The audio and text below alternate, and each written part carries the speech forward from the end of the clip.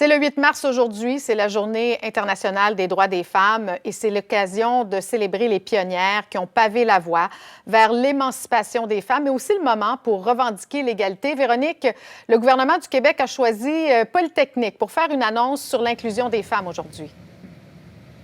Oui, effectivement. Une annonce de 700 000 pour aider 75 entreprises du domaine manufacturier pour aider donc finalement à inclure les femmes dans ce domaine-là parce que en fait, il y a seulement 28 des femmes qui travaillent dans ce domaine. Et j'en parle avec la ministre responsable des conditions féminines, Mme Charret.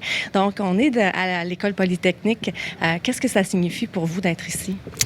Bien, c'est sûr que d'être ici en cette Journée internationale des droits des femmes, ça amène une charge quand même assez particulière. Puis quand je suis rentrée dans l'établissement, évidemment, bon, j'ai pris les escaliers roulants, j'ai revu des scènes du film Polytechnique. Alors évidemment, c'est émouvant.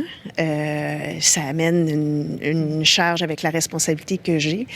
Puis, en même temps aussi, bon, dans les dernières semaines, on sait qu'il y a eu beaucoup... il y a eu des drames, des tragédies, des meurtres, et que les violences conjugales ou les violences faites aux femmes, parce que c'est pas un cas de violence conjugale ici, là, mais des violences faites aux femmes, ça demeure. Il y en a encore en 2020 et qu'il faut agir. Justement, quel est l'enjeu en cette journée-là? Quel est votre principal enjeu comme ministre des Conditions féminines?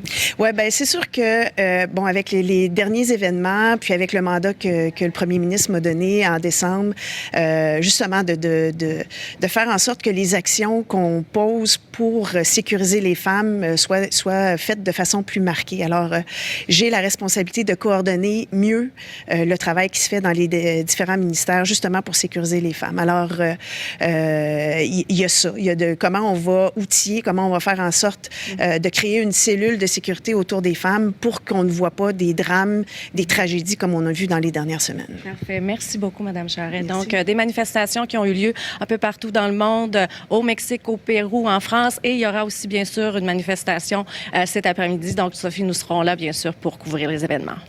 À très bientôt. Merci, Véronique.